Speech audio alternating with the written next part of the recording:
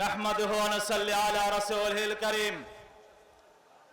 আন্দোলনরত ইসলামীয় সমমনা 8 দল আয়োজিত চট্টগ্রাম বিভাগীয় সমাবেশের সম্মানিত সভাপতি, জাতীয় নেতৃবৃন্দ, আমার দেশপ্রেমিক জনতা, এদেশ স্বাধীন হয়েছে 54 বছর।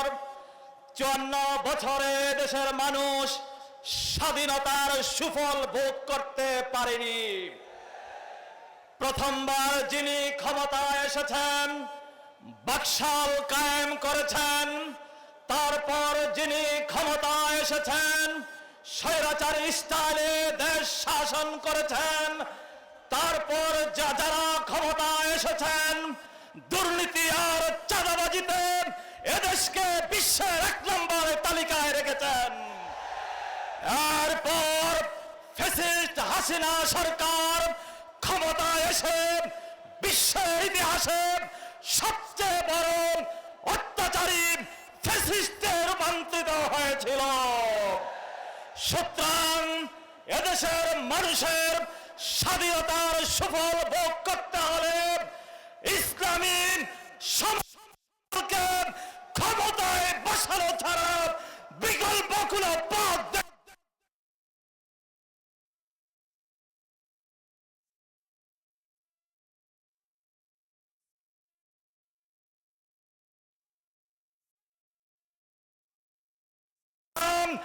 আর কোন দুর্নীতিবাজ চাঁদাবাজ ফ্যাসিস্টকে ক্ষমতায় বসাবে না। এবার ন্যায় ও ইনসাফের সরকার ক্ষমতায় বসাবে, আর সেটা হবে এই 8 দলীয় ইসলামীয় সমমনা জোটের সরকার। সংগ্রামী দেশবাসী, আমরা দেখেছি এদেশে নির্বিচারে সীমান্তে বাংলাদেশি হত্যা হয়েছে। বিগত সরকারগুলো বাংলাদেশের সীমান্তে যত মানুষ হত্যা হয়েছে, একটা সীমান্ত হত্যার বিচার করতে পারে নাই।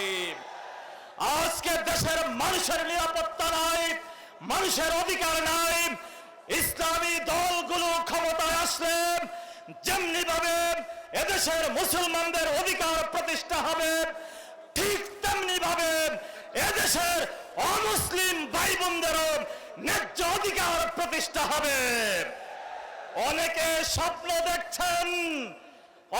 স্বপ্ন দেখছেন আগের স্টাইলে ভোটের আগের রাত্রে কেন্দ্র দখল করে আবার ক্ষমতায় আসবে। পরিষ্কার বলতে চাই, এদেশের মানুষ প্রতিবাদ করতে শিখেছে। লেভেল প্লেইং ফিল্ড ছাড়া কোন নির্বাচন এদেশের মানুষ মেনে নেবে না। অবশ্যই প্রত্যেকটা কেন্দ্রে কেন্দ্রে পর্যাপ্ত পরিমাণে আইন শৃঙ্খলা বাহিনী নিয়োগ দিতে হবে। প্রয়োজনে সেনাবাহিনীকে ম্যাজিস্ট্রেসি ক্ষমতা দিয়ে প্রত্যেক কেন্দ্রে কেন্দ্রে নিয়োগ দিতে হবে। কোন তামাশার নির্বাচন এদেশের জনগণ আর মেনে নেবে না ইনশাআল্লাহ। দেখা হবে বিজয়ের মাঠে, মিছিল হবে বিজয়ের মিছিল। এ আশাবাদ ব্যক্ত করে আমি আমার বক্তব্য শেষ করছি। আল্লাহ হাফেজ। বাংলাদেশ জিন্দাবাদ। সংগ্রামী সাথী ও বন্ধুগণ, আন্দোলনরত 8 দলের আয়োজনে ঐতিহাসিক চট্টগ্রামের লালদিঘি ময়দানে আজকের চট্টগ্রাম বিভাগীয় সমাবেশের এই পর্যায়ে গুরুত্বপূর্ণ বক্তব্য রাখবেন জাতীয় উলামা মাশায়েখ আইম্মা পরিষদের কেন্দ্রীয়